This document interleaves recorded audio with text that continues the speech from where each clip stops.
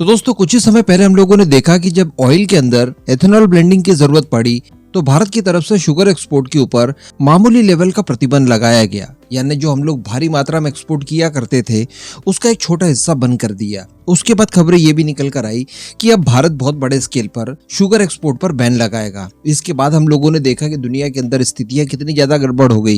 एक तो इन देशों ने दूसरी व्यवस्थाएं करना शुरू कर दी कि किसी अन्य देश के ऊपर अब निर्भरता लानी पड़ेगी। इसके अतिरिक्त अमेरिका जैसे देशों में भी देखा गया कि शुगर की जो प्राइसेस थी वो काफी ज्यादा बढ़ गई और लोगों को काफी ज्यादा परेशानियां होने लगी। अब ये केवल अकेला एक शुगर का मामला है, इसी तरह के कई और खाद्यान्न वस्तुएं हैं जो कि भारत बहुत बड़े लेवल पर एक्सपोर्ट करता है। इवन दुनिया में सबसे बड़ा एक्सपोर्टर माना जाता है। अगर मान लीजिए कि इसके बाद किसी और चीज का भी प्रतिबंध लगा दिया जाता है भारत द्वारा कि हम लोग फला आइटम अब एक्सपोर्ट नहीं करेंगे, तो डेफिनेटली वर्ल्ड के अंदर दिक्कतें होनी है। शुगर तक फिर भी कंट्रोल किया जा सकता है, मैनेज किया जा सकता है, लेकिन अगर कोई डायरेक्टली खाद्यान्न वस्तु हो जैसे चावल या फिर गेहूं, इनके ऊपर अगर किसी तरह का कोई प्रतिबंध लगा दिया जाता है तो ये भुखमरी जैसी स्थिति लाने के लिए काफी होगा। और एक्चुअली ऐसा ही हुआ है। एक्चुअली भारत सरकार की तरफ से गैर बासमती चावल, जिन्हें की व्हाइट राइस कहा जाता है और उसमें कई सारी वैरायटीज होती है, इनके एक्सपोर्ट के ऊपर बैन लगा दिया है। जी हाँ, पूरी तरह से बैन लगा दिया है और इसका इम्पैक्ट अब दुनिया भर के ऊपर देखने के लिए मिल भी रहा है। पिछले कुछ ही समय में हम लोगों ने देखा कि अमेरिका के अंदर जो सुपरमार्केट्स वगैरह होते हैं वहां पर अफरा तफरी सी मच गई। वहां पर लोग जाते हैं, अपनी जरूरत से ज्यादा चावल खरीदने की कोशिश करते हैं, ताकि अगर प्राइसेस बहुत ही ज्यादा हाई होती है या फिर इनका मिलना ही मुश्किल हो जाता है तो ऐसी परिस्थिति में ये जो थोड़ा बहुत भंडारण हम लोग अपने घर पर करेंगे ये काम आ सके। और इस वजह से देखने के लिए मिला है कि इंटरनेशनल मार्केट हो या फिर डोमेस्टिक मार्केट हो, लगभग सभी जगहों पर चावल की प्राइसेस बढ़ी है।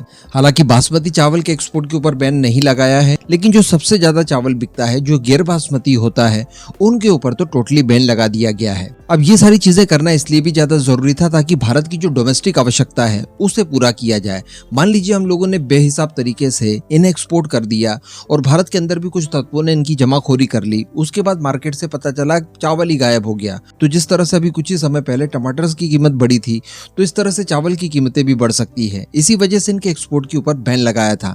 लेकिन समस्या यहाँ पर यह आ जाती है कि उन देशों का क्या जो कि भारत से इसको सबसे ज्यादा इंपोर्ट करते थे, जिसमें एक नाम यूएई का आता है। यूएई वही देश है जो कि भारत के काफी ज्यादा क्लोज है, भारत से सबसे ज्यादा ट्रेड करने वाले देशों में से एक है, सबसे ज्यादा इन्वेस्टमेंट करने वाले देशों में से एक है। और सबसे बड़ी बात कि रिसेंटली भारत और यूएई के बीच में एक डील हुई है जिसके तहत दिरहम रुपी में अब ट्रेड संभव हो पाएगा, यानी लोकल करेंसीज में ट्रेड करने के लिए भी डील हुई है। लेकिन इसके बावजूद अगर भारत चावल के एक्सपोर्ट पर बैन लगा देता है तो ये यूएई के लिए काफी ज्यादा दर्दनाक चीज हो सकती है। अभी अमेरिका में जैसी स्थिति देखने के लिए मिली थी, ठीक इसी तरह की कंडीशन बताया जा रहा है कि यूएई के अंदर भी आ चुकी है। और यूएई अपनी जरूरत किस तरह से पूरी करे, क्योंकि यूएई चावल के लिए काफी ज्यादा निर्भर था भारत के ऊपर और चावल का कंजप्शन जो यूएई के अंदर है वो बहुत बड़े स्केल पर है, तो उनके अंदर काफी ज्यादा बेचैनी देखने के लिए मिल रही है। इसके अल्टर भी उन्होंने ढूंढने के लिए शुरुआत कर दी है, यानी किसी अन्य देश से अपनी जरूरत पूरा करने के लिए चावल लाए जाए। इन सब की तैयारियों में यूएई इस समय जुट चुका है। ऐसी कुछ परिस्थितियां देखने के लिए मिली थी कुछ साल पहले